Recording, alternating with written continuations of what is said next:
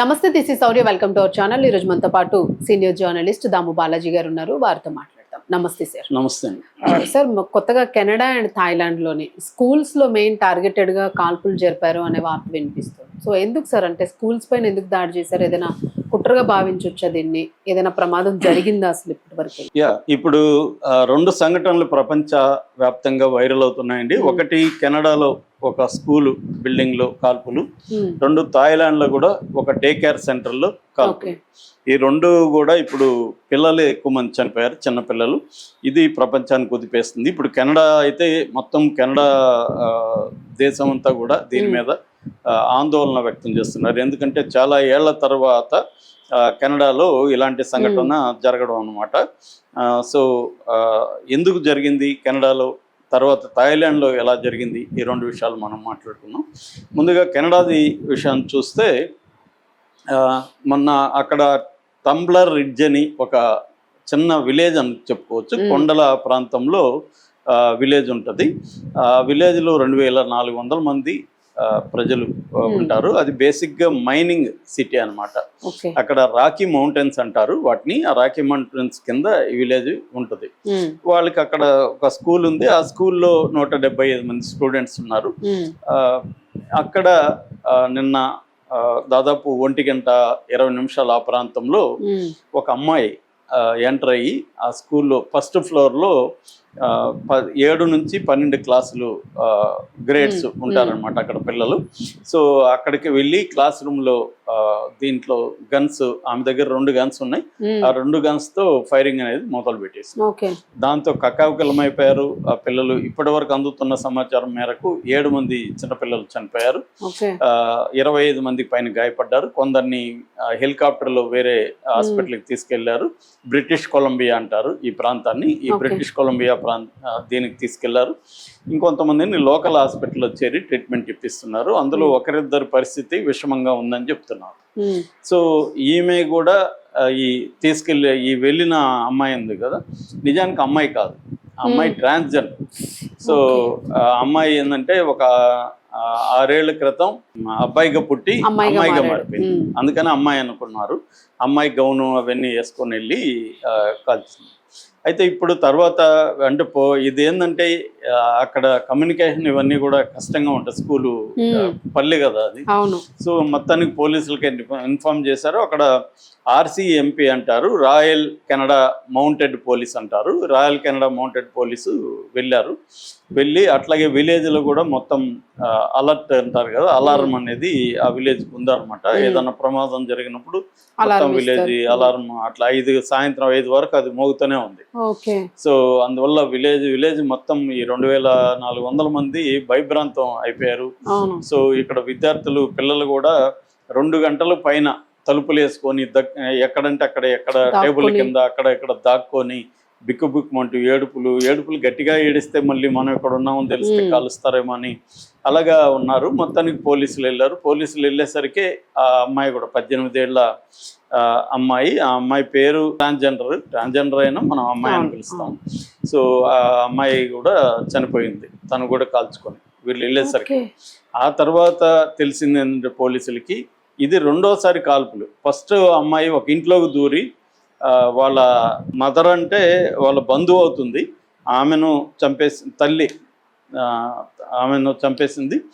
దాంతోపాటు స్టెప్ బ్రదర్ని చంపేసింది. అంటే ఏదో గొడవలు ఉన్నాయి వాళ్ళకి ఫ్యామిలీలో. అట్లాగే ఈమెకి మెంటల్గా సైకలాజికల్ ఇది ఉంది. అక్కడ విలేజ్లో సైకియాట్రీ ట్రీట్మెంట్ కానీ ఏమీ లేదు. అందువల్ల ఈమెని ట్రీట్ చేయలేదు. మామూలుగానే ట్రాన్స్జెండర్స్ కొంత వాళ్ళకి హార్మోనల్ ఇంబ్యాలెన్స్ ఉంటాయి కాబట్టి వాళ్ళు కొద్దిగా బిహేవ్ చేసేది కొద్దిగా కొంతమంది అబ్నార్మల్గా బిహేవ్ చేస్తారు. అందరూ కాదు, చాలా మంది చాలా మెచ్యూరిటీ ఉంటుంది, నాలెడ్జ్ ఉంటుంది, మేధావులుగా ఉన్న వాళ్ళు డాక్టర్లు ఉన్నారు, జడ్జిలు ఉన్నారు, పోలీసు ఉన్నారు. ట్రాన్స్జెండర్లో కూడా చాలా మంది ఉన్నారు, పైలట్స్ కూడా ఉన్నారు, అన్ని రకాల ఉన్నారు. కానీ ఇక్కడ కొంతమందికి ఏమో ఈ హార్మోనల్ ఇంబ్యాలెన్స్ వల్ల విచిత్రంగా బిహేవ్ చేస్తాడు. మన అఘోరి కూడా చూసాం కదా, అఘోరికి ఎలా బిహేవ్ చేసేవాడు, పోలీసుల మీదకి అందరి మీదకి వెళ్ళేవాడు, విచిత్రంగా బిహేవ్ చేసాడు. అది హార్మోనల్ ఇంబ్యాలెన్స్ ఒకటి ప్రాబ్లం అయితే ఈ ఫ్యామిలీతో కూడా తనకి ఇబ్బందులు ఉన్నట్టుగా ఉంది. అందుకని ముందుగా ఫ్యామిలీలో వాళ్ళిద్దరిని చంపి ఆ తర్వాత సమీపంలో ఉన్న స్కూల్కి వెళ్ళి అచ్చా, అదే రోజు వాళ్ళు అదే అప్పుడే ఇమీడియట్ గానే అంటే 1 గంట ప్రాంతంలో ఫ్యామిలీ ఆ ఇద్దరిని చంపిన తర్వాత ఇమీడియట్ గా దగ్గరలో ఉన్న స్కూల్ ఉంటే ఆ స్కూల్కి వెళ్ళి అక్కడ ఫైరింగ్ అంటే వాళ్ళకి వైలెన్స్ కంటిన్యూ అయ్యింది. అది ఆగలేదు, వీళ్ళిద్దరు తాగలేదు, సాటిస్ఫాక్షన్ లేదు, అక్కడ నుంచి వెళ్ళింది. మామూలుగా మనకి ఇప్పుడు దాంతో కెనడా ప్రధానమంత్రి మార్క్ కార్నీ కూడా యాక్చువల్గా యూరోప్ ట్రిప్ ఉండాలి అయింది, అది కూడా క్యాన్సిల్ చేసుకున్నాడు.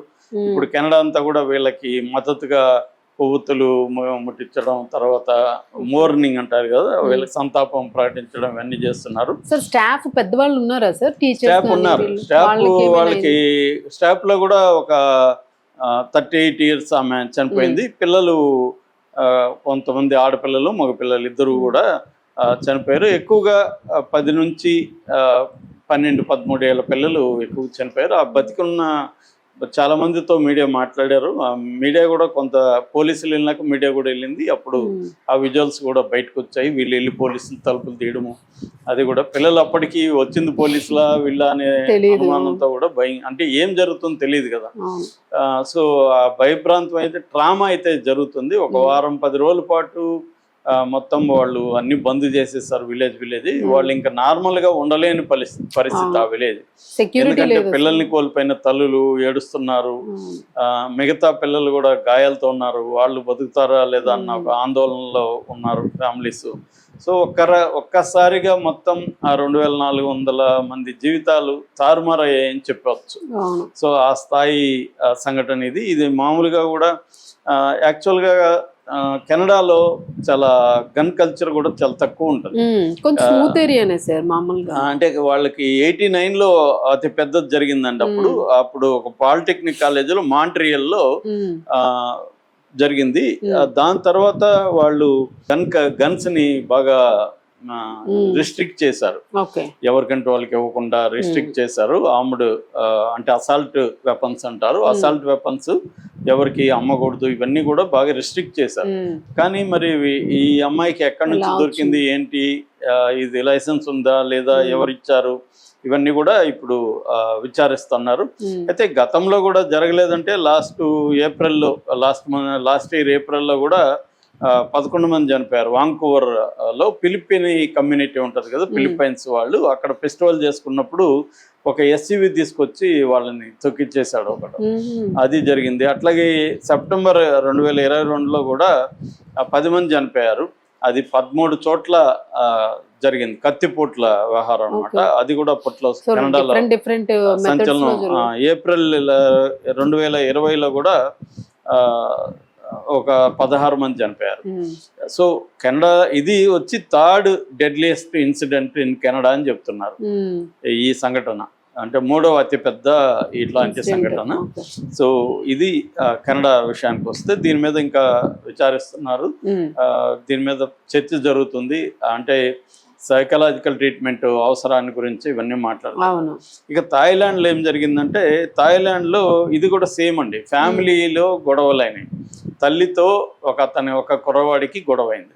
ఆ కుర్రవాడు గన్ను తీసుకెళ్లి ఇమీడియట్ గా దగ్గరలో ఉండే ఒక స్కూల్ డే కేర్ సెంటర్ అది, దాంట్లోకి వెళ్ళిపోయి కాల్పులు జరిపాడు. అక్కడ కూడా అతను కాల్పులు జరపడానికి కారణం ఏంటంటే, తన సిస్టర్ని అక్కడ కొంత స్ట్రిక్ట్ గా ఒక టీచర్ డీల్ చేస్తా ఉంది అన్న కోపంతో ముందుగా ఆమెని చంపడానికి వెళ్ళాడు. అక్కడ పిల్లలు ఉంటే పిల్లల్ని చంపేశాడు. ఇప్పటి వరకు 22 మంది చిన్నపిల్లలు చనిపోయారు, 12 మంది సిబ్బంది, టీచర్స్ కావచ్చు, టీచింగ్ స్టాఫ్ కావచ్చు, 12 మంది చనిపోయారు. ఇతను వెళ్ళి ముందు విచక్షణ రహితంగా కాల్పులు జరిపి పిల్లల మీద, స్టాఫ్ మీద, ఒక ఆవిడని, ఒక నాన్ టీచింగ్ స్టాఫ్ మహిళను క్యాప్చర్ చేసుకుని బందీగా పట్టుకొని ఉన్నాడు. ఇప్పటి వరకు న్యూస్ అందుతున్న సమయానికి ఇంకా అతను బందీగా ఆమె ఉంది. పోలీసులు అయితే వెళ్ళి ముందుగా రక్షించే కార్యక్రమం చేశారు. ఇప్పుడు అతనితో చర్చలు నడుపుతా ఉంది. ఎందుకంటే అతను నన్ను చంపొద్దండి అని ఇంకా అతనే డిమాండ్ పెడతాడు. అతనికి కూడా సైకలాజికల్ గానే, అంటే వాళ్ళ ఇంట్లో తల్లితో గొడవలు ఉన్నాయని చెప్తున్నారు, మానసిక పరిస్థితి బాగాలేదని చెప్తున్నారు. సో అతను కూడా ఇదే చేస్తున్నాడు. థాయిలాండ్ లో కూడా గతంలో కూడా ఇలా జరిగాయి అనమాట. 4 years బ్యాక్ కూడా ఇలాంటి జరిగింది. సో అంటే ఇలాంటి సంఘటనతో పోలిస్తే ఇండియా చాలా బెటర్ అని చెప్పొచ్చు నిజానికి. అక్కడ ఏంటంటే మాస్ కిల్లింగ్స్ అంటారు వీటిని. మాస్ కిల్లింగ్స్ వెస్టర్న్ కంట్రీస్ లో ఎక్కువ, యాక్చువల్ గా అమెరికాలో చాలా ఎక్కువ. అక్కడ ఏంటంటే గన్ కల్చర్ కూడా ప్రతి 100 మందికి 125 గన్స్ ఉంటాయి అమెరికాలో.